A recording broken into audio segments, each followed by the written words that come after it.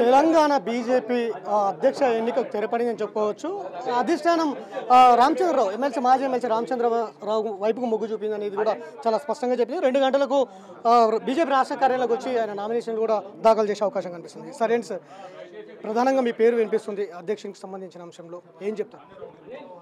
అధిష్టానము ఇటు రాష్ట్ర అధిష్టానము జాతీయ అధిష్టానం నా మీద పెట్టిన నమ్మకము, నేను వారికి శీర్ష వహించి ధన్యవాదాలు తెలుపుతూ ఉన్నాను. అదేవిధంగా కార్యకర్తలు, వేలాది మంది కార్యకర్తలు, లక్షలాది మంది కార్యకర్తలు, అదేవిధంగా వందల మంది నాయకులు భారతీయ జనతా పార్టీ సంబంధించినటువంటి దీనిలో వారందరి యొక్క సహకారంతో కలిసికట్టుగా సమగ్రత నాయకత్వంతో భారతీయ జనతా పార్టీని తెలంగాణలో అధికార దిశలో తీసుకుపోయేటువంటి ప్రధానమైన లక్ష్యం మాకుంది. ఆ ఒక లక్ష్యాన్ని కలిసి మేము ఆ లక్ష్యాన్ని చేరుకునే ప్రయత్నం చేస్తాం. సార్, ప్రధానంగా మీరు దీనికి జవాబు చెప్పాలి.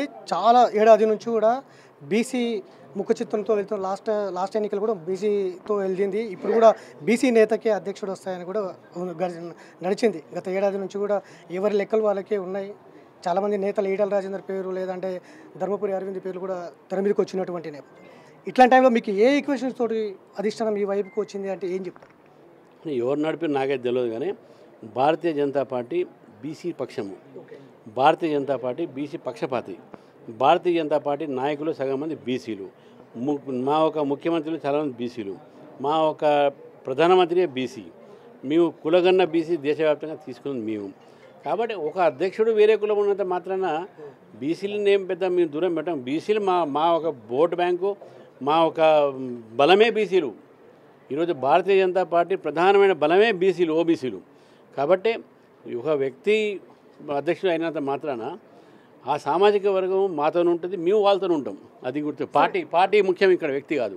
సార్, ఎట్లా మీకు అనేక సవాళ్ళు మీ ముందు ఉన్నాయి. స్థానిక సంస్థల ఎన్నికలు కావచ్చు, లేదంటే రాష్ట్ర నాయకత్వం ఎట్లా కలుపుకొని వెళ్తారు అనేది కూడా ఇప్పుడు ప్రశ్న వస్తుంది.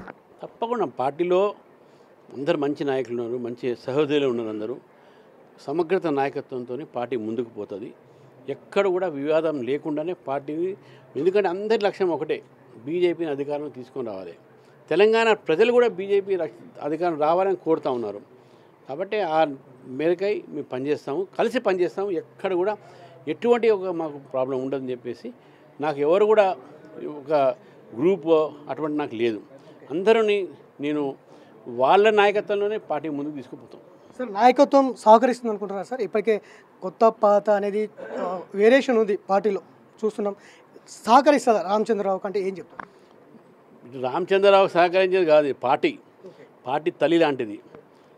మా దగ్గర ఒక సంస్కారం ఉంది, తల్లికి ఎవరు మోసం చేయరు, అందరూ పార్టీ కోసం పనిచేస్తారు. ఇది రామచంద్రరావు వ్యక్తి ఇక్కడ కాదు, ఇక్కడ ఇది పార్టీ. కాబట్టి అందరం కలిసే పనిచేస్తాం, అందులో అనుమానం ఉండాల్సిన అవసరమే లేదు. సో ఇది ఖచ్చితంగా అధిష్టానం, అది జాతీయ పెద్దలు కావచ్చు, రాష్ట్ర నాయకత్వం కావచ్చు, ఇచ్చిన ఆదేశాలు కావచ్చు తూచా తప్పకుండా అమలు చేస్తాం. ఖచ్చితంగా పార్టీ తల్లి లాంటిది, ప్రతి ఒక్కరూ సహకరిస్తారు అనే నమ్మకం అయితే ఉంది. ఖచ్చితంగా బీజేపీ వచ్చే ఎన్నికల్లో బీజేపీ అధికారంలోకి తీసుకురావడమే లక్ష్యంగా పనిచేస్తాననే ధీమా అయితే వ్యక్తం చేస్తున్నటువంటి నేపథ్యం అయితే కనిపిస్తుంది. కానీ రాష్ట్ర నేతల్లో భిన్న అభిప్రాయాలు ఉన్నాయి, కొత్త పాత అనేటివి కూడా ఉన్నాయి. కానీ ఏ మేరకు రాష్ట్ర నాయకత్వం సహకరిస్తుంది, ఏ విధంగా ముందుకు వెళ్తారు అనేది అయితే కొంత సస్పెన్స్ కొనసాగుతున్నటువంటి నేపథ్యం అయితే ఉంది. వీడియో జర్నలిస్ట్ గౌస్తో వెంకట్, బిగ్ టీవీ, హైదరాబాద్.